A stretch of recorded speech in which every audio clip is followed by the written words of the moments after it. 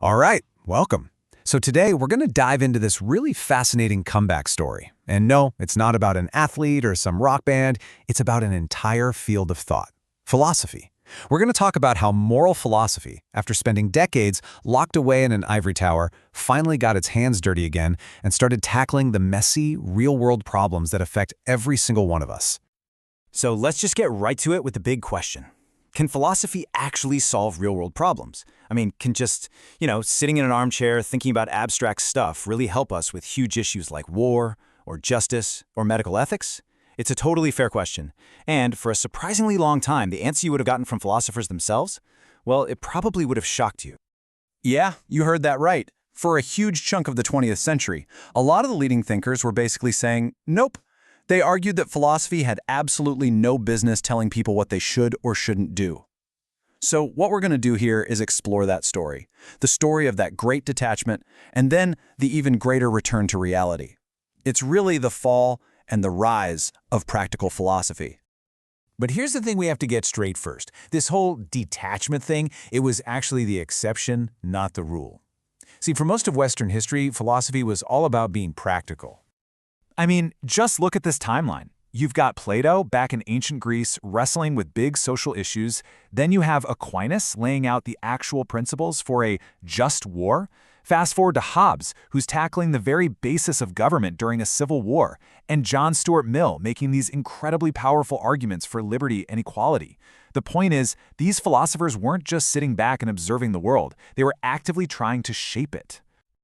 So, what happened? How did we get from that to philosophers saying, not my job? Well, in the 20th century, something big shifted. Philosophy basically turned inward. It stepped away from the public square and locked itself up in the ivory tower. See, instead of debating what was right or wrong, moral philosophers got really fascinated with a totally different kind of question. It's like they became less interested in doing ethics and way more interested in, well, the idea of ethics itself. And this new field got a name, metaethics. Okay, think of it like this. Instead of arguing about whether you should tell a lie, a metaethicist would take a step back and analyze the sentence, lying is wrong. They'd ask questions like, wait a minute, what does wrong even mean here? Is that a statement of fact? Is it just me expressing an emotion? Is it a command? It was this super high-level, way more abstract kind of analysis. And this quote from A.J. Ayer, who was a huge deal at the time, just perfectly captures this new attitude. He's basically saying, hey, don't look to us for moral guidance. He flat out argued that philosophers are not the champions of virtue, and it's presumptuous and frankly silly to think they are. And it wasn't just him. Here's another really influential voice, C.D. Broad, spelling it out even more clearly. He said it's just not the professional business of moral philosophers to tell people what to do. He argued that they have no special inside track on what's right and wrong. That job? Well, he said it was best left to clergy or politicians or even newspaper columnists. And for a good while, that was the dominant view. But then, the world intervened. The really tumultuous events of the 1960s pretty much forced philosophy to look outside its own window and re-engage with the very society it had tried so hard to withdraw from. And it really happened in a few stages. So first you have these massive societal crises, the civil rights movement, the Vietnam War, that just demanded a response. Philosophers, just as concerned citizens, felt they had to join the debate. And as they started doing that, they had this aha moment. They realized that the very skills they were using to analyze these super abstract concepts, logic, checking for consistency, rigorous argumentation, were exactly what was missing from these heated public debates. And that realization sparked an academic response. New journals started popping up, creating a formal home for this revived field we now call applied ethics. And that was the big transformation.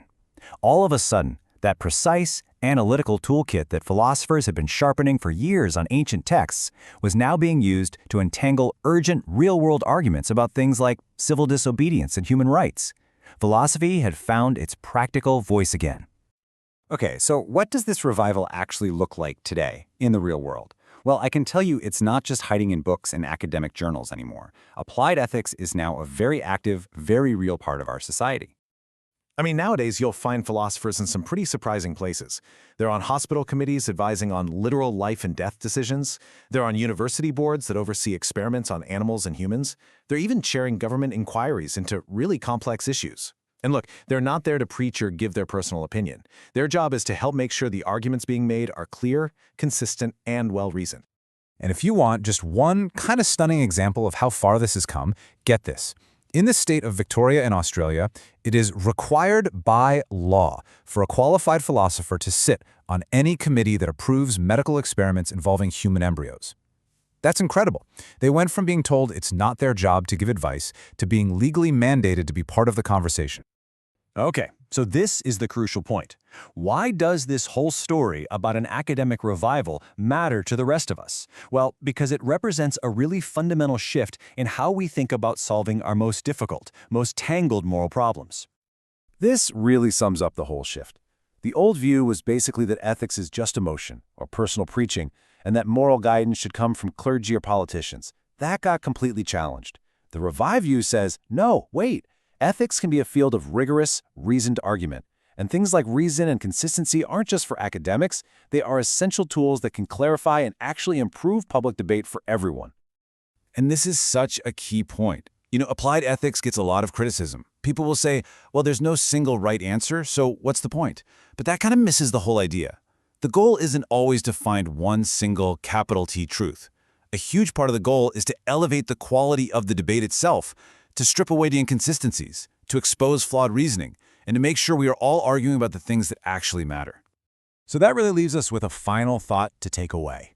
Look at our world. It's full of incredibly complex challenges, right? From AI and climate change to just intense political polarization, the need for clear, consistent, and reasoned debate has probably never been greater.